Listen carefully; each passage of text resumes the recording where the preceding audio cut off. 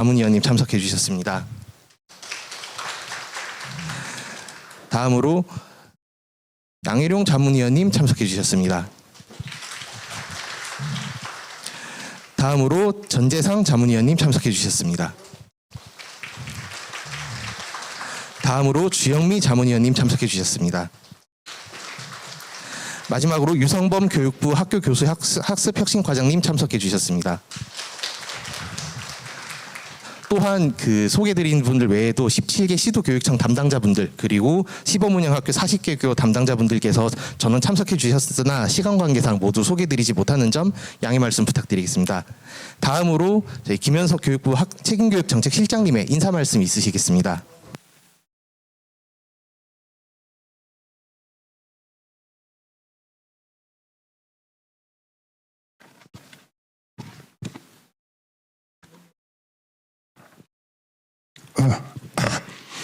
예, 안녕하십니까. 인사드리겠습니다. 교육부 책임교육정책실장 김현석입니다.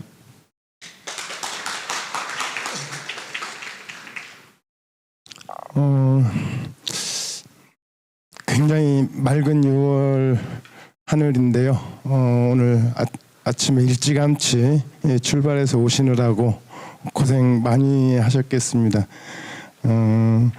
아마 지금 여기 오시지 못하고 또 학교에서 오늘 워크숍을 같이 참여해 주시는 모든 분들도 반갑다는 인사 말씀 드리겠습니다.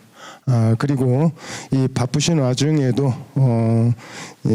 참여해 주신 우리 자유령 공립고 2.0 관련해서 자문해 주시는 우리 자문위원님들 그리고 시도교육청의 담당 장학사님들 모두 반갑습니다. 저희들이 좀 더 빨리 여러분들 좀 모시고 자유령 공립고 2.0이라고 하는 것이 무엇을 추구하는지 같이 고민할 수 있는 그런 시간이 되었으면 했는데 좀 시간이 늦었고 또 늦었는데도 불구하고 이제 오셨으니까 가시는 걱정하시겠죠.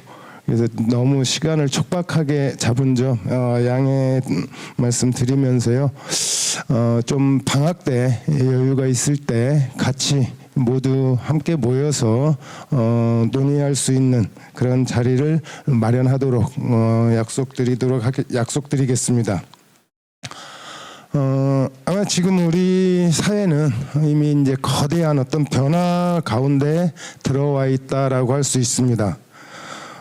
디지털 전환에 따른 산업과 사회의 변화는 말할 것도 없이 우리 학령 인구 감소에 따라서 이 지역 소멸 위기가 극에 달해 있는 그런 상황입니다.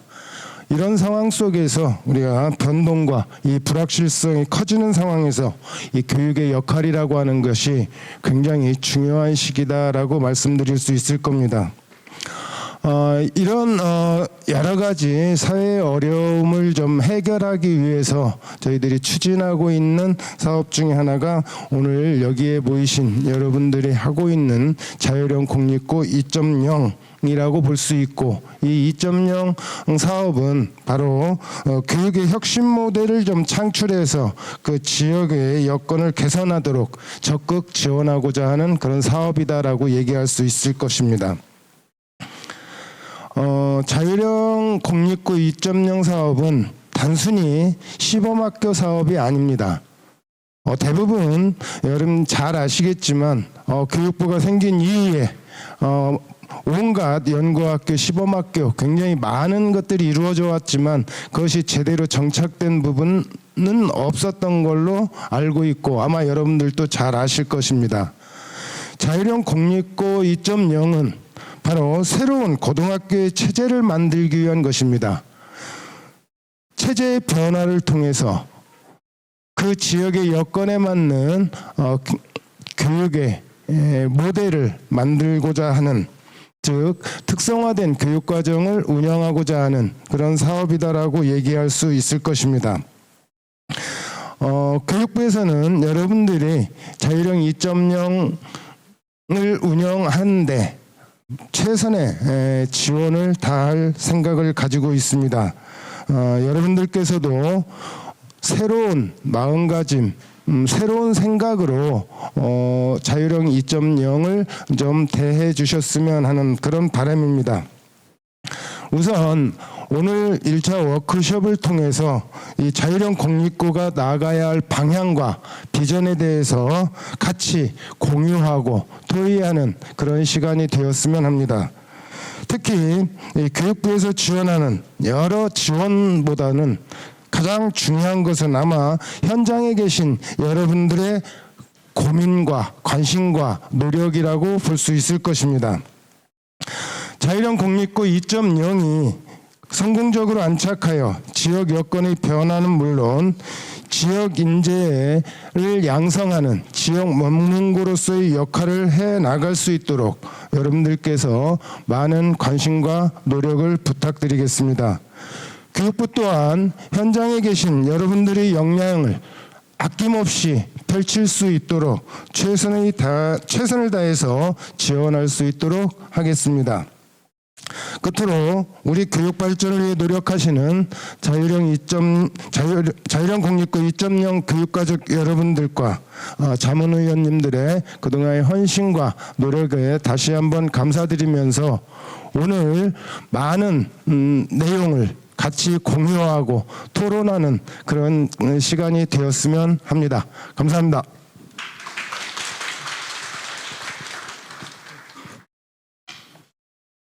네, 실장님 인사 말씀 있으셨습니다. 그럼 지금부터 본격적으로 자율형 공립고 2.0 1차 워크숍 본 내용 주제 발표를 시작하겠습니다. 금일 워크숍은 그 말씀 주셨던 것처럼 지역 교육 발전을 위한 자율형 공립고 2.0의 비전을 주제로 그 온라인 송출을 준비를 하고 있습니다.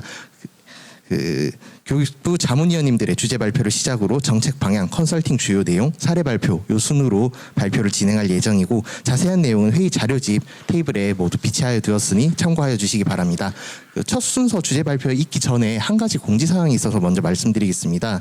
저희 이번 발표를 온라인으로 동시 송출을 준비를 하고 있었는데 온라인 송출과 관련해서 조금 인터넷상에 문제가 있는 상황입니다. 이게 많은 인원이 동시에 와이파이를 사용했을 때 조금 문제가 있을 수 있다고 하여서 혹시 지금 와이파이 사용하고 계시는 분들이 계시다면 잠시 와이파이를 좀 꺼주시기를 부탁드리겠습니다. 본격적으로 그 주제 발표 소개 드리도록 하겠습니다. 첫 주제 발표는 기존 자율형 공립고의 성과와 한계 그리고 자공고 2.0 안착을 위한 제언과 관련해서 조선대학교 송경일 교수님께서 발표해 주시겠습니다.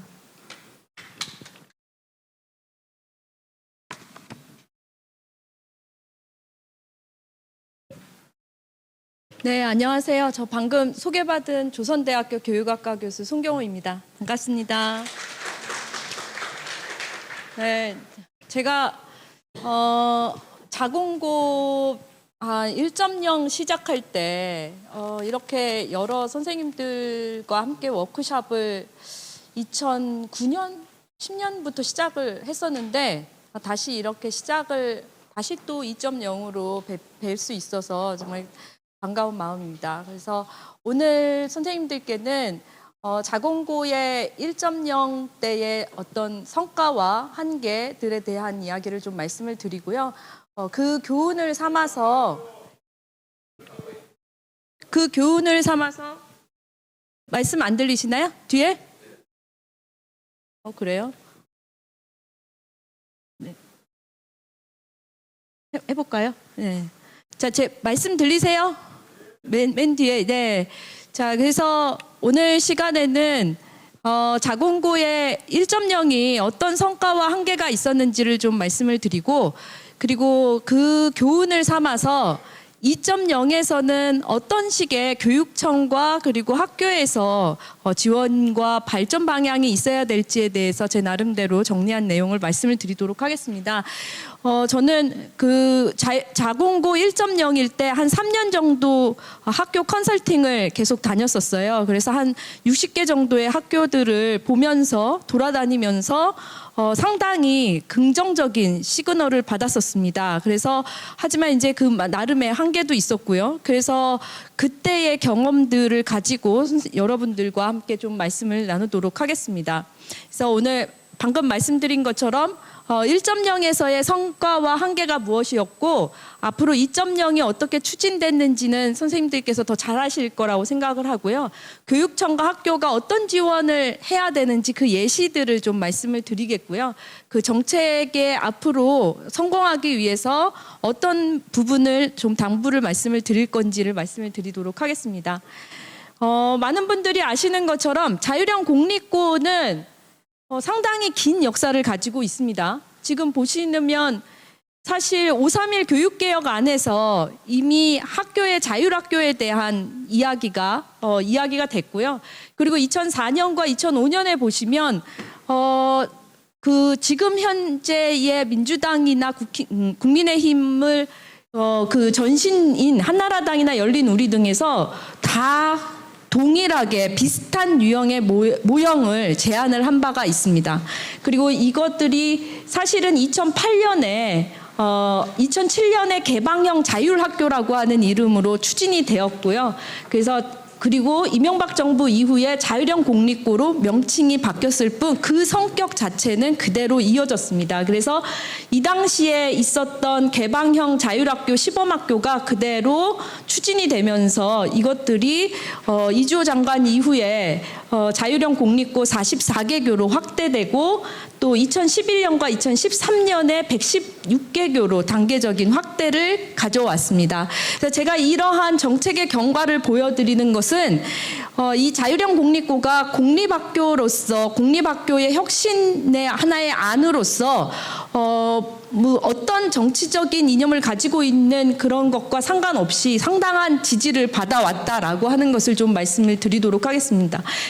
하지만 2013년에 이런 부분들이 어떤 자율화 부분이 차별 요인으로 지목이 돼서 이게 좀 쇠퇴를 했고요. 2020년에는 자공고 수가 상당히 지속 감소됐었습니다.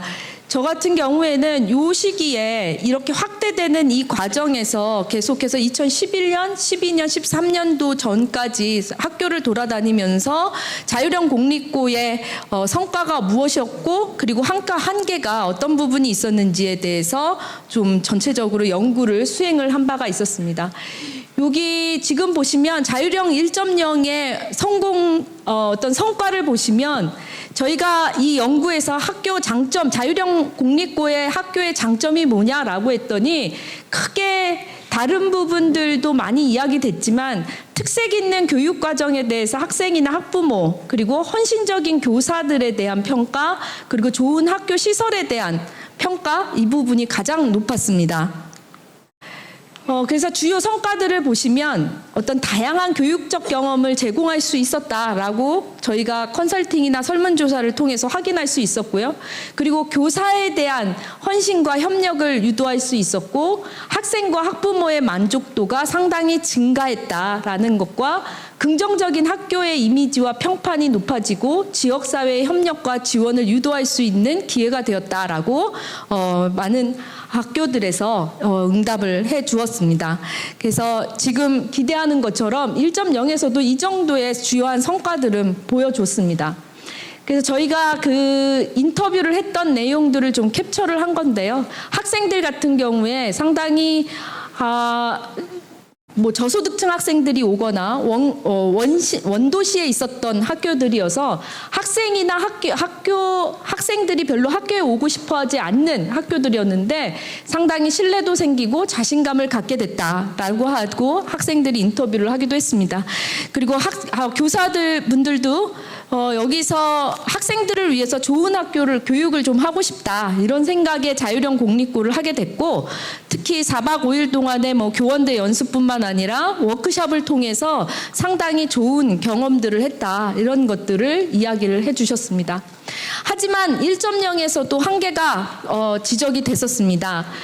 이 한계는 제가 앞으로 당부드릴 부분하고도 관련이 되어 있는데요.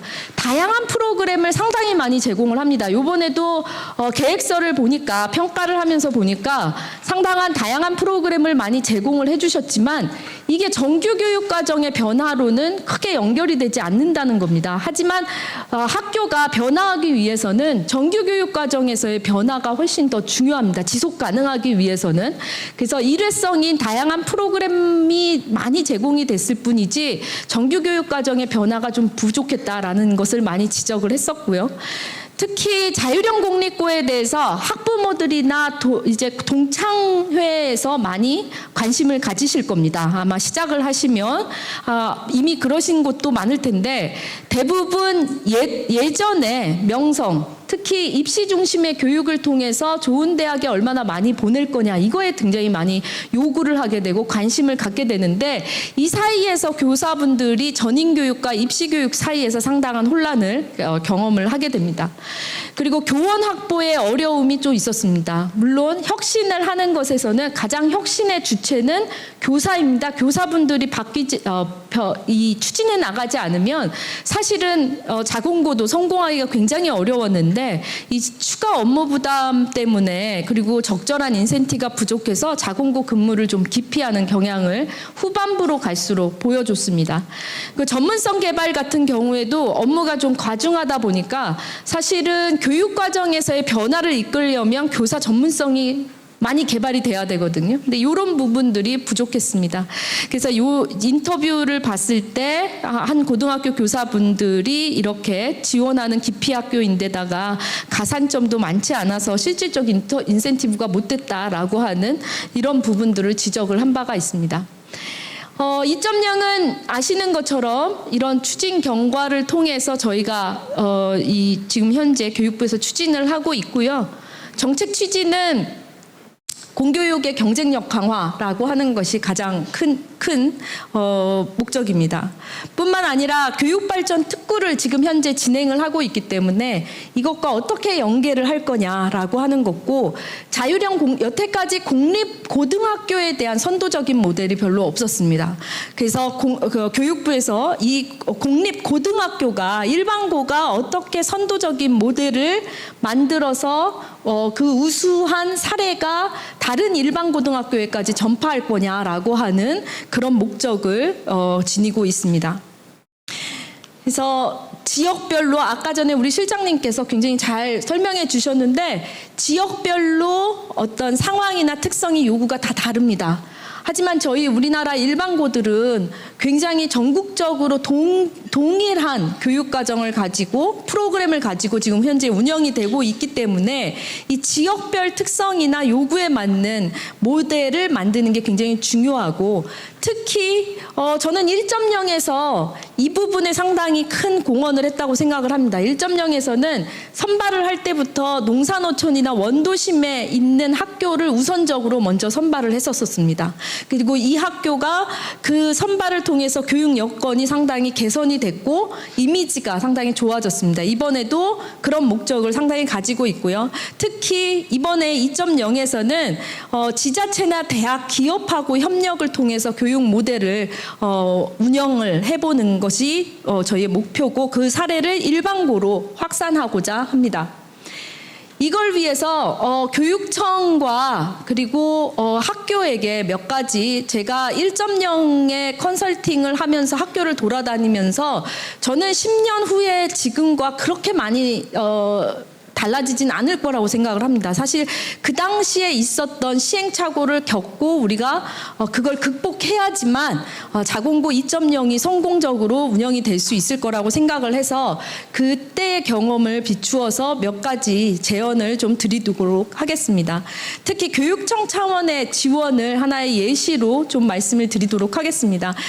자율형 공립고는 학교 운영에 있어서의 자율성을 부여하는데 문제는 돈이 있어야 예산이 있어야지만 이 자율적인 운영이 가능하잖아요. 근데 문제는 규정 자체가 일반고하고 동일하다는 겁니다.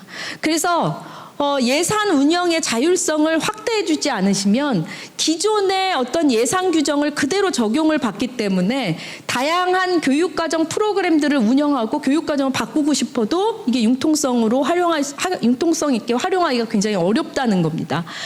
그리고 또한 교사들의 초과 근무, 예를 들어서 초과 근무 수당 지급 한도를 완화시킨다든지 학교 자체 교재 개발 인센티브를 부여한다든지 이런 부분들에 대한 다양한 예산 규정들에 대해서 검토를 각 지역마다 좀 할 필요가 있겠습니다. 뿐만 아니라 아까 말씀드린 대로 자공고의 성공은 교사분들한테 결국에 달려 있습니다. 선생님들께서 얼마나 혁신적인 교육과정으로 바꿀 건지 이 사기 진작을 위한 그 제도적 지원이 반드시 필요합니다. 그래서 성과급이나 근무 성적 평정 절대평가를 허용하는 방식이라든지 혹은 열악한 지역에 위치한 자율형 공립고에 좀 더 많은 지역 가산점을 부여한다든지 이런 방식들에 대해서도 고민을 할 필요가 있겠습니다. 아까 말씀드린 것처럼 1.0에서 점점 처음에는 열정 페이만으로 안 되는 것이 있습니다. 처음에는 공립학교를 한번 개혁해보겠다라고 하는 마음으로 많이 오시지만 갈수록 열악해지기 때문에 교사 초빙이 어려워집니다. 그래서 교사 초빙 제도에 대한 개선도 좀 고민을 할 필요가 있습니다. 그래서 자율형 공립고 운영 모델에서 필요한 과목, 그래서 정규 교육 과정을 운영하기 위한 필요 과목이나 혹은 전문성을 보유한 교원에 대해서는 우선 초빙 권한을 좀 부여하는 방식을 교육청에서 고민을 해주셨으면 좋겠고, 또한 이전 학교에 오고 싶어 하시는데도 불구하고 한번 자율형 공립고에서 한번 내가 바꿔보고 싶다라고 해서 뜻을 가지신 분도 계시는데, 이런 분들이 이전 학교에서 의무재직 기한이 남아서 전입이 허용되지 않은 경우가 많았습니다. 이런 부분들에 대한 초빙 제도도 개선을 할 필요가 있고요. 정기 전보시에 자율형 공립고 희망난도 한번 추가하는 방안들도 한번 고민을 해볼 필요가 있겠습니다. 제가 아까 전에 저희 자문단 있는 곳에서 실장님 계신 곳에서도 말씀하셨고 실장님도 말씀하셨지만 저는 이게 자율형 공립고 교원 대상의 학교 단위 연수 강화가 굉장히 중요하다고 생각합니다. 제가 3년 동안 자율형 공립고 1.0을 보면서 컨설팅을 하면서 성공적인 학교들은 이 구성원 간의 비전과 목표를 공유하는 게 굉장히 중요합니다. 그런데 이번에 저희가 심사하고 이야기하면서 선생님들께서 혹은 교장 선생님께서 이게 구성원 간 비전과 목표 공유를 어떻게 해야 되나요? 이렇게 많이 물어보셨어요. 근데 이게 형식적으로 일어나면 안 됩니다. 이번에도 보시니까 주로 어떤 방법을 사용하셨냐면 간단하게 한 20분 정도 회의를 하시거나 아니면 카톡으로 동의를 구했다 이렇게 하시는데, 사실 구성원의 비전과 목표를 공유하지 않으면 이 어려운 일을 같이 갖고 가기가 어렵습니다. 그래서 상당히 중간에 반발도 많이 나오고요. 그래서 저는 시도교육청, 교육부에서도 아까 실장님께서 약속하신 것처럼 이런 단위의 교사 연수를 확대하겠다라고 하신 것처럼 시도교육청에서도 학교 단위의 교사 연수를 좀 확대해 주셨으면 좋겠습니다. 그래서 학교 단위의 주요 업무를 맡고 계시는 분들이 같이 와서 그 학교에 대해서 고민할 수 있는 시간들을 좀 많이 마련해 주셨으면 합니다. 또한 자공고 간의 네트워크를 강화하는 것도 상당히 중요합니다. 먼저 이미 좋은 경험을 하고 계신 1.0에서 좋은 경험과 인프라를 갖춘 학교들이 좀 있습니다. 이 학교들과 이 전국 단위의 소통 공간을 좀 마련하고요. 우수 사례 발굴하고 공유를 통해서 상호 정보 교류가 많이 돼야 됩니다. 그래서 자료를 서로 공유하고 너도 힘드냐? 나도 아프다. 너만 아프냐? 나도 아프다. 이런 것들을 같이 공유하면서 그럼에도 불구하고 같이 갈 수 있는 이러한 네트워크 강화가 굉장히 중요했습니다. 마지막으로 한 2년차, 3년차 되니까 학교에 갔더니 선생님들께서 이거에 너무 힘들어 하셨어요. 뭘 힘들어 하셨냐면 시도교육청의 담당자가 바뀌는 거예요. 바뀔 때마다 이분들이 예산 운영 규정이나 여러 가지 이 내용들을 잘 모르시는 거예요. 교육과정을. 그래서 그거를 설득하느라고 시간이 많이 걸립니다. 그래서 시도교육청의 담당자가 바뀌거나 이럴 때 꼭 컨설팅을 좀 해주시거나 교육을 시켜서 이 자공고와 유기적인 업무가 일어날 수 있도록 좀 해달라라고 하는 말씀들을 많이 해주셨습니다. 그래서 실제로 저희가 학교들을 이 두 학교 같은 경우에는 다 말씀하신 말씀하시지만 나중에 하시면서 자공고 운영 취지는 알고 있었지만 변화 필요성을 느끼지 못하고 있어서 좀 어렵더라. 그래서 앞으로 다시 돌아간다면 이 학교장하고 교사하고 자율형 공립고를 왜 우리가 하려고 하는지에 대한 이야기를 많이 하겠다라는 이야기를 많이 해주셨습니다. 뿐만 아니라 비고등학교 같은 경우에도 이게 상당히 저경력 교사들한테는 파급이 안 되더라.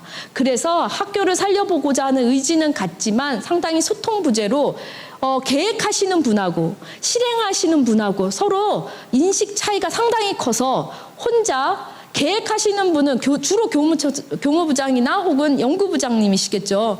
혹은 교감 선생님들이신데 이분들은 혼자 너무너무 고생하시고 또 실행자들은 뭐 하는 거지? 뭐 이러면서 서로 의사소통이 안 되는 부분들이 가장 어렵게 이야기하셨습니다. 하지만 이제 지고등학교 같은 경우에는 상당히 우리는 자율형 공립고의 비전 공유를 위해서 지원비 상당을 교사 워크숍에 썼다. 이렇게 말씀을 하셨습니다. 그러면서 이것들이 인식을 높이고자 노력을 했고 학부모들하고도 이런 관계들을 많이 맺는데 이게 굉장히 도움이 많이 됐다라는 말씀을 하셨습니다. 그래서 이런 부분들을 좀 하셨으면 좋겠고요. 또 뿐만 아니라 학교에서 교육과 아까 말씀드린 것처럼 정규 교육 과정의 혁신을 유도하는 방향으로 자율형 공립고를 추진해 주셔야 이게 지속 가능합니다. 대부분 이 프로그램을 일회성으로 끝나다 보니까 매우 다양한 프로그램이 너무 많이 이루어지고 있지만 이게 얼마나 유기적으로 되고 있는지 이게 사실 필요하다 이런 말씀을 해주셨고요. 뿐만 아니라 다양한 프로그램들이 시도되고 있지만 구성원 사이에서 이것들이 굉장히 너무 많아서 혼란이 오히려 초래됐었다. 그래서 이 결과들에 대한 충분한 이해도 좀 부족했다라는 말씀을 해주셔서 하나 두 개라도 정규 교육 과정에서 어떻게 바꿀 수 있을까라고 하는 것을 고민해 주십사 부탁을 좀 드리도록 하겠습니다. 뿐만 아니라 학교 수준에서 교원 업무 경감을 위해서 어떤 조직 변화에 대해서도 고민을 해주셨으면 좋겠습니다. 저희가 1.0에서 고민해 봤을 때에는 교무행정 업무 전담팀이 좀 활용을 했던 팀이 가장 많이 유용했었습니다. 그래서 이 학교 같은 경우에서는 전담팀을 3개 팀으로 구성을 해서 운영을 하기도 했었습니다. 그래서 반드시 이 교원 업무 경감을 어떻게 해결할 건지는 꼭 반드시 부탁을 드리겠습니다. 이 부분이 해결이 되지 않으면 상당히 행정적 업무에 취해서 사실 앞으로 나아가기가 좀 어려운 부분들이 있겠습니다. 저는 자율형 1.0, 자율형 공립고 1.0의 컨설팅을 3년 동안 하면서 사실 자율형 공립고가 공립학교로서 가능성이 굉장히 높다고 생각을 합니다. 그리고 실제로 원도시에서 그리고 열악한 도시에서 얼마나 좋은 교육 환경을 가지고 변화하는지 그리고 선생님들께서 기쁨으로 보람있게 이 학교를 바꾸는 걸 많이 봤습니다. 그래서 이번 2.0에서도 교육과정 어떤 혁신 모델로서의 가능성을 가지고 있다고 생각을 합니다. 분명히 학생들의 학업 성취도나 정의적 측면이 긍정적인 효과를 보여줬습니다. 1.0에서도. 그리고 학생들이 흥미와 적성에 맞는 다양한 프로그램을 제공했기 때문에 상당한 가능성을 가지고 있는데 이게 하나 마지막으로 부탁을 드리는 건 자율형 공립고를 실시하는 원래 목적은 입시 명문고로 전환하는 게 아닙니다. 그래서 입시 명문고를 전환하기 위한 것이 아니라 이건 상당히 본래 정책 목적을 왜곡하는 것이고 이것이 성공하기가 상당히 어렵습니다.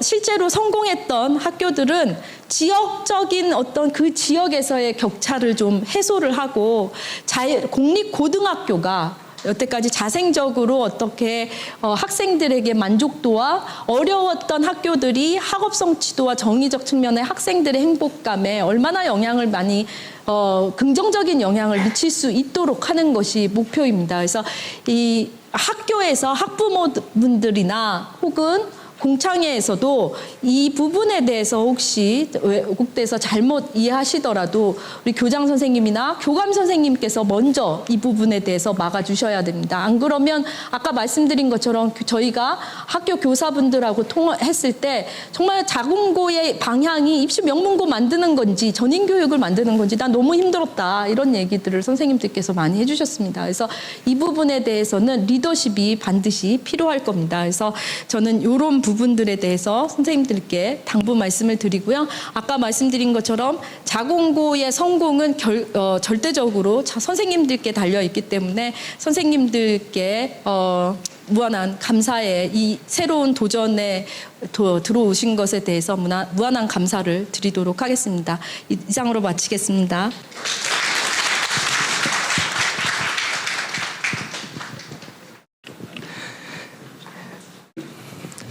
네, 지금까지 자공고 2.0 안착을 위한 제언을 주제로 송경훈 교수님 발표 있었습니다. 다시 한번 박수 부탁드리겠습니다. 네. 다음으로 저희 기본계획에 안내된 바와 같이 자율형 공립고 2.0은 교육발전 특구와 연계해서 지정 운영이 가능합니다. 이와 관련해서 지역 교육 발전을 위한 교육발전 특구와 자공고 2.0을 주제로 공주 교육대학교 전재선 교수님께서 발표해 주시겠습니다.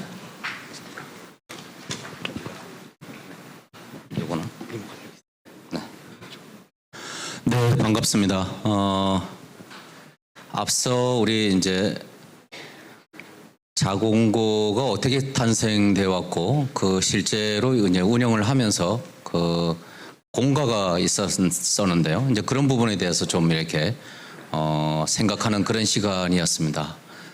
지금부터는 그러면 조금 더 생각을 좀 넓게 해서 대한민국이 지금 교육뿐만 아니라 우리 국가 사회적으로 어떤 지역적으로 어떤 위치에 처해 있는가 이런 좀 거대 담론 측면에서 교육이 어떤 역할을 해야 되는가 이런 부분을 좀 같이 생각하는 그런 시간을 갖도록 하겠습니다. 여기가 시계가 없네, 그죠? 그래서 이게 시계가 없어가지고 지금 뭐 어디까지 하라는지 알 수가 없는데요, 그죠? 분위기도 좀 지금 너무 엄숙한 것 같아요, 실장님, 그죠? 예, 지금 58분이니까요. 우리 식사 시간이 20분부터인데 저보고 10분 더 하라 그래서 30분한테 주어진 것 같습니다. 그래서 제가 한 30분 정도 지금 우리 사회가 지향하고 있는 한계 그리고 어떻게 그거를 극복하고 미래로 가야 되는가 이제 그런 부분에 대해서 좀 말씀을 드리도록 하겠습니다. 이렇게 네 가지 관점에 대해서 좀 말씀을 드리도록 하겠습니다. 요즘 이제 뭐 신문이나 그다음에 뉴스나 아니면 뭐 각종 연구 논문이나 많은 사람들이 공통적으로 키워드로 뽑아내고 있는 단어가 한 서너 가지가 있는데요. 그 중에 하나가 바로 첫 번째 불확실성입니다. 자, 그 다음에 두 번째가 이렇게 증가된다는 말은 없고 다 축소, 감소, 그 다음에 뭐 이렇게 추락 이런 단어가 나오죠. 그 중에 하나가 인구 감소. 그리고 우리 학교로 이제 좀 들어오면 학교 안에 많은 교육과정, 뭐 디지털이 됐든 기술혁명이 됐든, 그다음에 컨텐츠 이런 거가 우리가 경험하지 못한 쪽으로 너무나 이렇게 첨단화되고 있습니다. 그러면 이런 부분을 어떻게 그러면 극복해야 될까요? 아니면 그냥 그대로 우리가 그냥 당하고 아니면 거기에서 그냥 늪에 빠져서 지낼 것인가? 그렇지는 않지 않습니까? 우리가 금년이 2024년인데요. 한번 이런 거 생각해 보셨습니까? 우리가 이제 해방이 45년이 되는데 금년이 딱 80년 되는 해입니다. 그 80년 동안 우리는 숱한 어려움이 있었고 그 어려움을 극복해서 지금 이런 대단한 이상을 갖고 그런 거를 극복한 밑바탕이 저는 교육이라고 생각하고 이거는 아무도 부정을 하지 않는다고 생각을 해봅니다. 자, 그렇다면 제가 방금 전에 그런 위기를 극복하기 위해서는 결국 기존에 있었던 기존에 있었던 관점 이걸 좀 벗어나서 혼자 오롯이 할 수 있는 이 역할은 그렇게 많지 않은 것 같습니다. 제가 보기엔요. 이제는 어려울수록 협력하고 생각을 나누고 공유하고 또 확산적으로 이렇게 방향을 좀 틀어야 되고 이런 방향으로 나가야 된다고 한다면 결국 교육이 교육만의 힘으로 극복하는 것이 아니라 교육 이외에 지역, 산업, 대학 그리고 그런 것을 리더하는 어떤 혁신적 아이디어를 가진 사람들 함께 같이 극복을 해야 되는 것이 아닌가 이런 생각을 뭐 저뿐만 아니라 자연스럽게 할 수 있지 않을까 이런 생각이 들지 않겠습니까? 그죠? 전 그런 생각이 들어요. 그래서 지금이 바로 그런 시점이 왔구나. 그래서 이런 뭐 지표는 더 이상 의미가 없습니다. 지금 전국적으로 보면 출산율은 0.7인데요. 서울은 0.5입니다. 그리고 제가 있는 세종시는 한 1.0 정도 되고 여기 오늘 화천에서 오신 분 계시나요? 한번 손 좀 들어주실래요? 안 계시는구나. 화천은 얼마일까요? 1.4입니다. 그래서 1.4가 된 그거는 바로 교육의 만족을 지역 주민들에게 제공했기 때문에 이렇게 변화를 이끌어온 것이 아닌가 이런 생각을 해봅니다. 요거는 한 달 전에 경제부처에서 요즘 저한테 기획재정부나 아니면 국토교통부에서 가끔 전화가 와요. 도와달라고. 정말 웃기지 않습니까? 제가 이제 교육행정 전공인데 어쩌면 이렇게 세상이 바뀌었는지 기재부에서 전화가 와요. 그래서 그때 여기에 중장기 전략위원회 여기서도 이제 같이 논의하는 그런 데이터입니다. 여기 이제 보시면 전국에 지금 우리 대한민국 한반도의 땅에 5,150만이 살아가는데 수도권이 52%입니다. 과거에는 50%가 넘지가 않았는데 지금은 50%가 넘어버렸어요. 그럼 이거가 시간이 갈수록 더 이제 쏠림 현상이 더 커서 늘어나겠죠. 자, 그러면 지역 간의 격차가 초저출산, 인구 감소, 고령화 이에 따라서 학령 인구도 엄청난 어려움이 뒤따를 것이다. 요거는 2022년에 한국교육과정평가원에서 이 평가원에서 콘텐츠와 관련된 많은 교육과정과 관련된 연구를 했는데 그때도 주제가 바로 학령 인구 감소였습니다. 거기에서 이렇게 보시면 지역 간 불균형 이거는 당연히 나타나고요.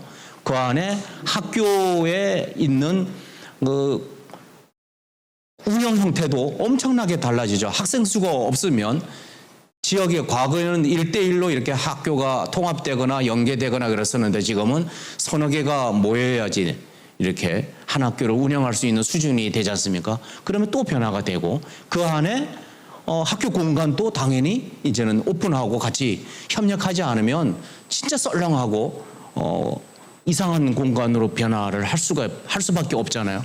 자, 이렇게 되면 결국 학교는 학교 혼자 힘으로 해결할 수 없기 때문에 지역사회와 연계해야 된다. 이런 결론을 도출한 적이 있습니다.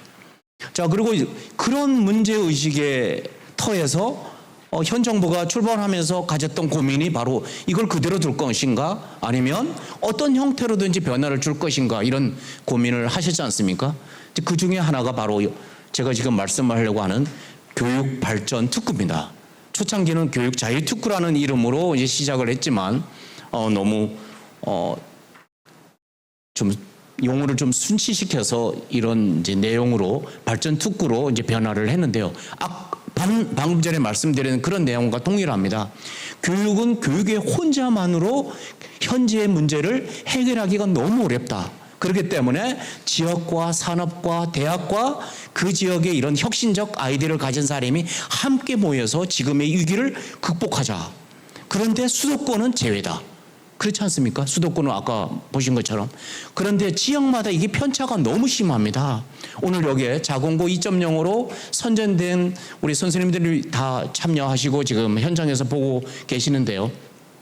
바로 이 지역이야말로 그 지역을 선도하고 거점으로 새로운 역할, 새로운 모델을 보여줘서 우리가 새로운 방향으로 지금 그 운영 방향을 찾아가야 된다 이런 생각이 들고 그 과정 속에서 교육발전 특구의 이런 개념들 여기 하단에 있는 것처럼 그 지역의 출신들이 그 지역에서 태어나서 떠나지 않고 그 지역에서 초, 중, 고등학교를 이수할 수 있도록 그 프로그램이나 내용이나 이런 거가 하여튼 퀄리티를 상당 수준으로 상향해서 유지시키는 거가 제일 중요하다 이런 생각이 듭니다. 이거는 뭐 저뿐만 아니라 모든 사람이 공히 생각할 수 있는 개념이라고 생각이 되거든요.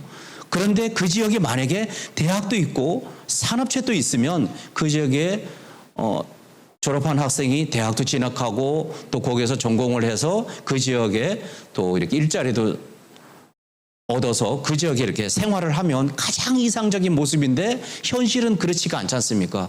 그렇다면 적어도 고등학교에 있는 재직하는 기간만이라도 기존에 우리가 하지 못했던 그런 이제 다양한 프로그램을 좀 제공을 해서 사교육도 줄이고 엑스트라 교육과정도 좀 들어와서 만족도도 높이고 그래서 그 지역을 좀 더 아끼고 사랑하고 언젠가는 다시 돌아올 수 있는 이런 토대를 마련하는 것이 굉장히 중요한 것이 아닌가. 그래서 정부가 교육발전 특구라는 이름으로 지금 굉장히 노력을 많이 하고 있고 지금 많은 지역에서 한 31개 지역에서 지금 선정이 돼서 자공고와 연계되거나 또 다른 거와 연계돼서 지금 노력을 하고 있지 않습니까? 그래서 이게 맨 하단에 이제 보시는 것처럼 이 부분은 뭐 하도 이제 언론에 많이 노출이 돼서 지자체, 교육청, 대학 등이 지역의 주체가 돼서 스스로 유아부터 초중등 고등교육을 지역 주민들이 원하는 방향으로 한번 그려보자. 그동안에는 교육청 중심으로 스스로 하다 보니까 한계가 많았습니다. 물론 금전적인 것도 있었지만 또 일자리와 또 지역 주민들과 이게 소통이 원활하게 하기가 굉장히 어렵습니다. 그래서 그런 부분을 열어놓고 같이 이제 논의하는 그런 자리가 바로 저는 교육발전 특구의 모습이라고 생각을 해봅니다. 여기에서는 교육발전 특구에서 지역이 이제 생태계, 공교육 경쟁력, 지자체 확대, 규제를 이제 축소시키고 이런 얘기를 했지 않습니까? 그 중에 제일 중요한 게 바로 각 지역에 이런 인구 소멸이나 이런 위기에 빠져 있는 구도심이나 아니면 지역적으로 어려움이 겪고 있는 그 지역의 공교육을 우선적으로 상당 수준으로 좀 이렇게 높은 수준으로 회복을 좀 시켜야 되겠다. 그래서 공교육 경쟁력 제고입니다. 저는 이거는 이런 발전 특구 이전에 이거는 반드시 국가가 해야 될 책무라고 생각이 들어요. 그런데 교육적 혼자 하지 말고 이제는 지역하고 대학하고 그 지역에 많은 그 전문가들이 있는데 그 사람들이 같이 노력을 해서 이걸 한번 풀어가자는 그런 의미가 여기에 저는 담겨 있다고 생각이 됩니다. 그래서 여기 이제 보시는 것처럼 초중고의 지역 주도의 교육, 그래서 그 지역에 맞는 여건이라든가 아니면 프로그램이라든가 아니면 그거를 또 지역과의 그 특성들을 반영한 이런 거를 좀 지원을 해 주시면 지금과는 다르게 좀 지역 주민들과 이렇게 만족도가 높아져서 그 지역을 떠나지 않고 그 지역에서 정주할 수 있도록 그 밑바탕을 이렇게 마련해 줄 수 있는 것이 아닌가 이런 이제 기본 개념이 되겠습니다. 그래서 여기에 이제 보시는 것처럼 발전 특구는 크게 세 가지 유형입니다. 1유형 기초자치단체장. 아까 방금 전에 말씀드린 것처럼 화천이나 일부 지역 있지 않습니까? 그죠? 춘천, 원주 이런처럼.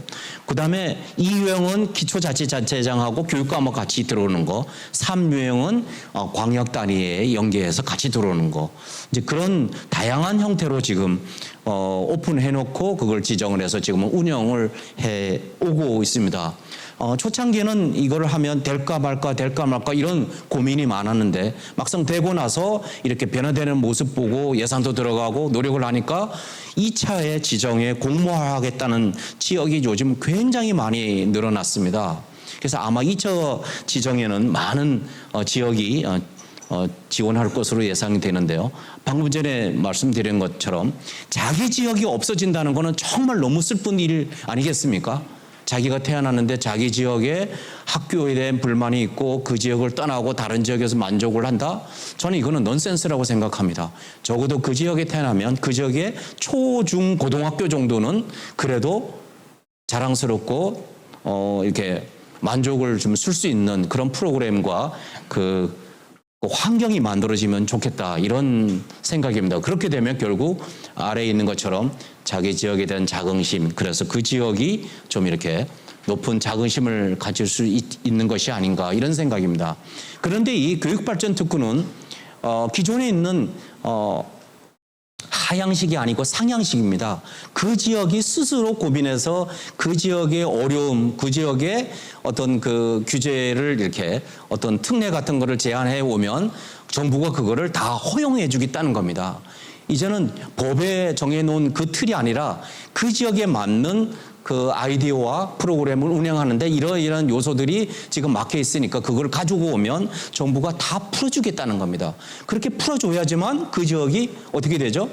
아까처럼 자생력과 생태계가 회복돼서 자긍심을 갖고 초, 중고, 더 나아가서는 유초, 중고의 학생들이 만족할 수 있는 것이 아닌가 이런 내용입니다. 그래서 그 지역에 태어나서 그 지역에 이렇게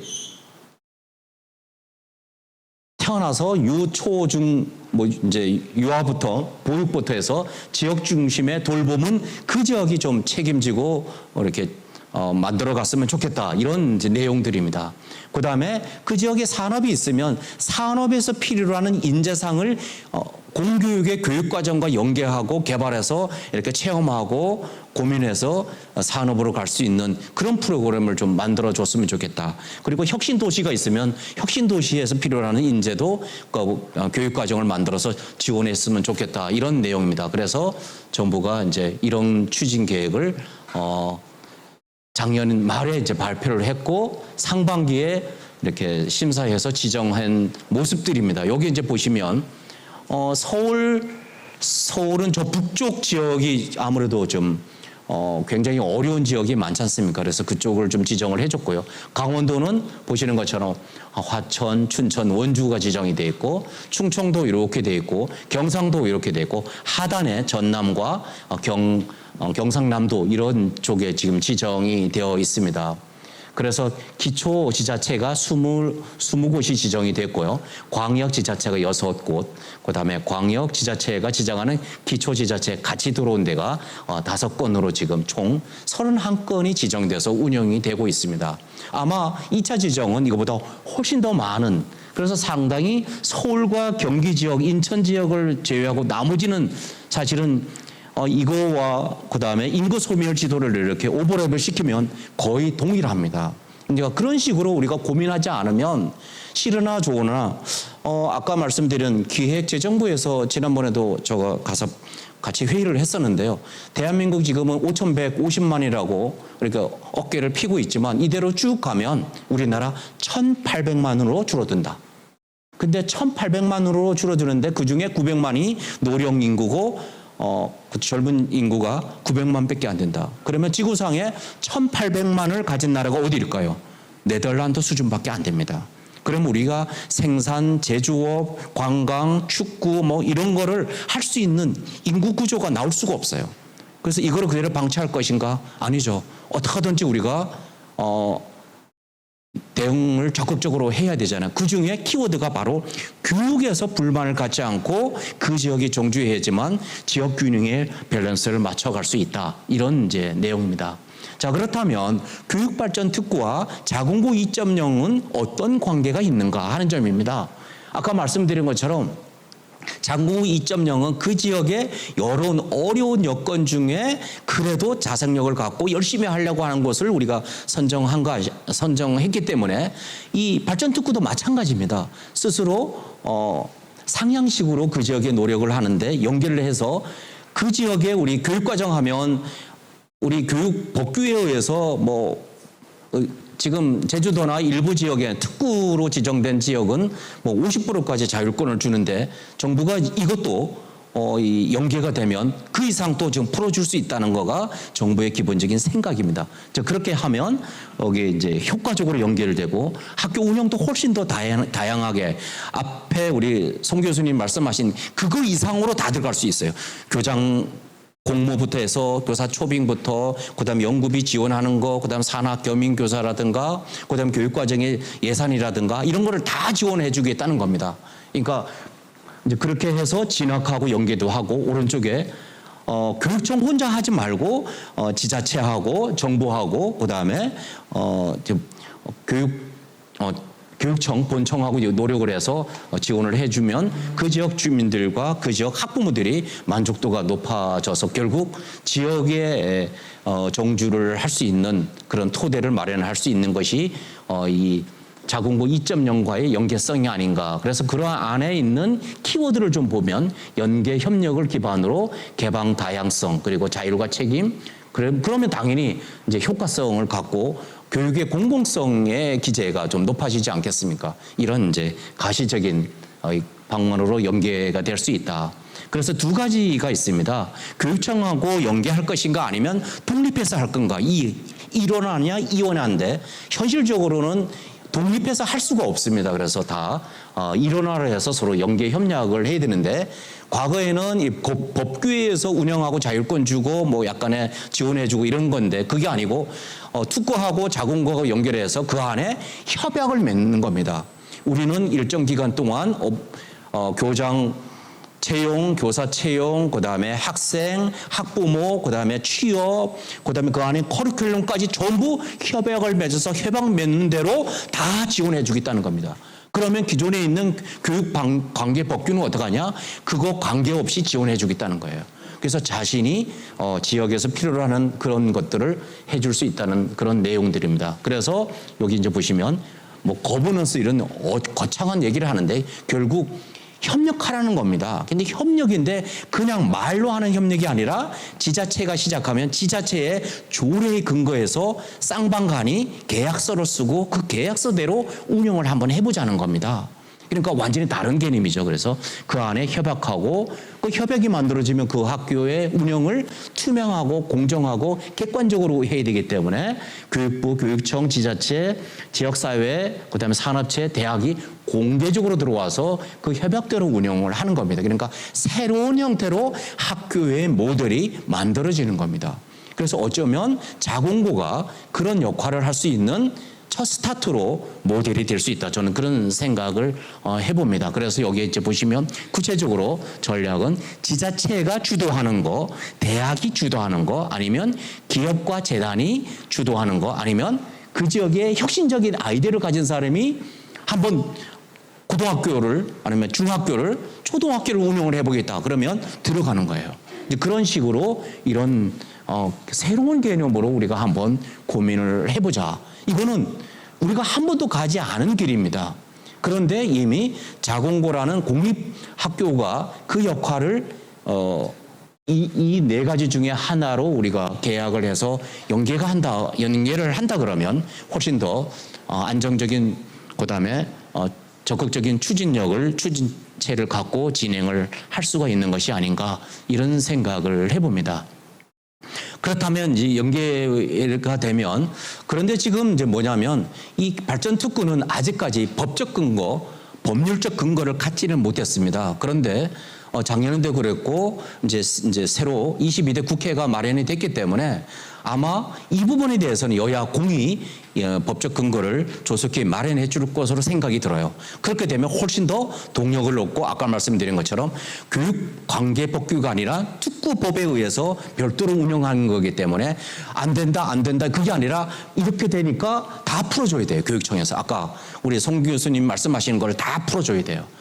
예외 규정이 없습니다. 하고 싶은 거를 다 풀어줄 수 있는 근거를 지금 마련을 해줄 수 있는데 그때 이제 자공고 2.0이 큰 역할을 이제 할 것으로 예측할 수가 있겠습니다. 요거는 이제 한 달 정도 된 것 같은데요. 제가 그 기고한 내용입니다. 자율형 공립고가 어떤 의미가 있는가? 제가 지금까지 말씀드린 내용을 글로 쓴 겁니다. 한 1000자 정도 썼는데요. 이거 쓰고 나니까 사람들이 전화가 많이 왔어요. 정말 공감한다. 진짜 이렇게 돼야 된다. 우리 교육관계법규에서 뭐 하려고 그러면 교육관계법규에서 안 되고 계속 그러잖아요. 이런 거 아니라 이렇게 되면 이 특구와 연계돼서 이렇게 하면 하고 싶은 거를 다 할 수 있게끔 지원을 해서 그 지역의 주민들과 학부모들이 만족하고 우리 아이를 다른 지역이 아니라 그 지역에 보내고 이렇게 정주할 수 있는 그런 쪽으로 우리가 노력을 좀 해야 되는 것이 아닌가 이런 생각이 듭니다. 그래서 사실은 우리 송 교수님 말씀하신 것처럼 자군고 1.0이 좀 처음에 도입했던 취지가 중간에 이렇게 굴격이 없이 그대로 유지가 됐으면 지금 새로운 형태가 나올 수가 있었는데 중간에 약간의 부침이 있어서 지금이 또 변화가 됐다고 저는 생각이 들거든요. 그래도 지금이라도 이런 자군고 2.0이 새로운 방향으로 우리가 자리매김을 하면 학령 인구 감소에 학교 운영의 새로운 모델이나 아니면 패러다임을 구축하는데 아이디어가 되지 않을까 이런 생각이 들고요. 이거는 한국교육개발원에서 쓴 글입니다. 이렇게 인터넷 치면 나오거든요. 이것도 사람들이 많이 인용을 하고 있었습니다. 그래서 이런 걸 보면 이 특구와 그다음에 자공고 2.0과의 관계는 어찌 보면 그 불가분의 관계고 굉장히 중요한 역할을 할 수밖에 없는 것 같습니다. 우리가 아무것도 없는 데서 맨 땅에서 출발하려고 하면 너무 힘들잖아요. 그래서 자공고 2.0은 분명히 1.0의 경험이 있기 때문에 그 안에 구성원들이 교장 모셔오는 것부터 교육과정이라든가 아니면 초빙교사 내용이라든가 아니면 교육청의 관계라든가 지역 주민들의 이런 그 협력이라든가 이런 노하우가 완전히 사라진 건 아니기 때문에 그런 부분을 좀 다시 되살리고 좀 노력을 하시면 2.0이 좀 이렇게 순탄하게 진행을 저는 할 수 있다고 생각하거든요. 또 그런 역량이 충분히 있고 그거를 헤쳐나가는데 여기에 참석하신 우리 현장 선생님들에게는 교육청이 인사 고과도 주고 그다음에 다른 인센티브를 좀 많이 줘야 될 것 같아요. 그래서 연수 체험도 해야 되고 이때 연수 체험은 해외 선진지 견학도 좀 하셔야 되고 연구비도 지원을 해줘야 되고 그다음에 자기가 일정 기간 지금 보통 한 3, 4년 만에 뭐 옮겨 다니고 막 그러지 않습니까? 전부 이렇게 하고 있는데 그 지역에서 계속 희망을 한다 그러면 그 지역에 이렇게 허용을 해주고 뭐 이런 거를 다 풀어줘야 될 것 같아요. 이거 없으면 불가능합니다. 또 그렇게 해야 되고 이제 그런 식으로 우리가 한번 접근을 해서 저는 이런 생각이 들어요. 앞으로 시간이 지나가면 지금 교사의 자격증이 1교사 1교과인데 1교사 다교과 그다음에 교사는 9 to 5가 아니라 저녁에 근무하는 교사, 주말에 근무하는 교사, 방학에 근무하는 교사, 교사의 종류와 유형이 저는 엄청 다양해질 거라고 생각이 들어요. 또 그렇게 해야지만 운영이 될 수 있거든요. 여기에 계신 분들이 다 할 수가 없잖아요. 이제 그렇게 자격증이고 이런 거를 다 풀어줘야 됩니다. 그래서 할 일이 엄청 많다고 저는 생각이 들거든요. 이제 그런 측면이 바로 그런 내용들을 제가 이렇게 글을 써놨습니다. 그래서 많은 사람들이 저한테 전화도 오고 공감한다 이런 표현도 많이 표시를 해서 그때 글을 쓸 때 좀 힘들었지만 잘 썼다 이런 생각이 들었습니다. 많이 좀 참고를 하시면 좋을 것 같고요. 자, 그래서 결론적으로 다시 이제 정리를 한다 그러면 결국 자공고 2.0은 아까 말씀드린 것처럼 불확실성, 감소, 교육과정의 변화, 그다음에 기술혁명 엄청나게 변화를 하고 있는데 공교육이 기존의 체제, 내용, 방법으로는 이걸 따라갈 수가 없어요. 따라갈 수가 없으니까 그런 것들을 이런 특구와 연계하고 자공고 2.0이라는 이런 그 사업을 통해서 좀 이렇게 선도해 나갈 수 있는 그림을 좀 그리는 게 가능하지 않을까 이런 생각이 듭니다. 그래서 교육과정의 혁신, 에듀테크를 활용한다든가 교수 학습을 정말 고도화시키고 학습 관리도 좀 첨단화를 좀 시켜야 될 것 같아요. 저는 그중에 제일 안타까운 게 이 얘기만 하면 행정 업무 감소, 그놈의 행정 업무 좀 구분해서 그걸 지원해 줄 수 있는 팀이 들어와서 딱 구분해 주면 얼마나 좋겠습니까? 그죠? 저는 그건 정말 필요하다고 봐요. 이제 그런 거는 교육청과 지역이 협력을 해서 반드시 지원을 해결을 해 주셔야 될 것 같아요. 그렇게 되면 결국 소외지역, 구도심이나 농산어촌에 이렇게 굉장히 어려움에 처해 있는 그런 공립학교가 많습니다. 가령 뭐 제가 기억나는 거는 예전에 저 전남 가서 그 광주고 찾아갔을 때 제일 가슴이 아파요. 광주고가 그 명문 100년이 된 역사인데 구도심에 있어서 이렇게 선호하지 않고 이렇게 밀려나가는 그런데 거기가 지정됐다가 취소가 되니까 또 어려움이 있지 않습니까? 그런 데는 반드시 살려야 되지 않습니까? 가령 청주의 청주고도 마찬가지고 그 진천의 진천고도 마찬가지고 각 지역의 그런 지역을 대표하는 고등학교는 이거 사라지면 안 됩니다. 진짜로. 그거는 어떤 형태로든지 존속을 해야지만 균형 있게 발전하고 지역의 자긍심을 유지할 수가 있지 않습니까? 이제 그런 내용입니다. 이제 그래서 결국 끝에 결론을 이제 말씀드리면 자공구 2.0은 지자체, 기업, 그다음에 대학, 그다음에 그런 거를 주도하는 혁신적 아이디어를 가진 사람이 혼자 하지 말고 협력하면 반드시 해결책이 나온다고 생각해요. 우리가 가지 않은 길이겠지만 그렇게 해서 교육 생태가 좀 다양해야 되고 지역도 살아야 되고 그래서 대한민국 전체가 이렇게 골고루 각 지역의 자율성과 전문성 그리고 특성화를 통해서 그 지역이 좀 이렇게 활기를 가질 수 있도록 지역을 살리는 공익고로서의 자리매김을 하는데 여기 계신 우리 선생님과 지금 현장에 계신 우리 선생님들이 함께 힘을 합쳐서 꼭 만들어 갔으면 하는 그런 바람으로 자공구 2.0과 교육발전 특구와의 관계성에 대해서 쭉 이제 말씀을 드렸습니다. 이상으로 제 말씀을 모두 마치도록 하겠습니다. 경청해 주셔서 감사합니다. 네.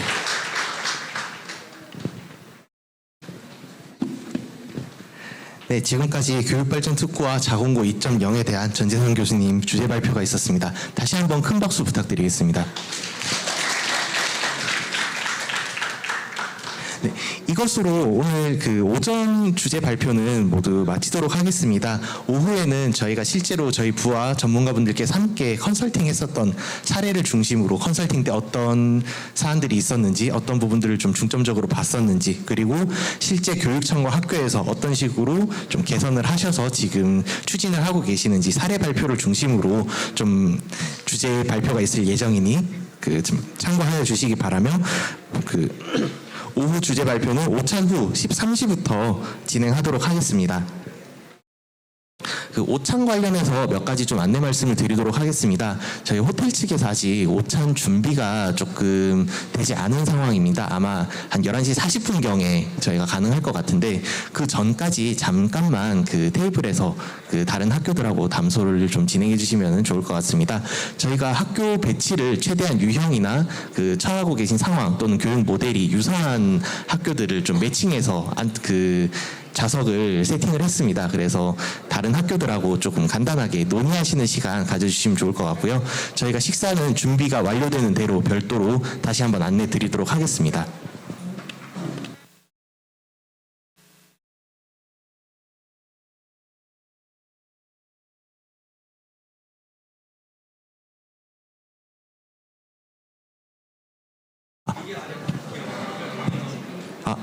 네, 추가로 식사 장소와 식사 관련해서 조금 더 안내 드리도록 하겠습니다. 식사 장소는 저희 4층에서 진행할 예정이고요. 식사하러 가시기 전에 참석자 등록하셨던 데에서 식권 받아가셔야 된다는 점 참고 부탁드리겠습니다.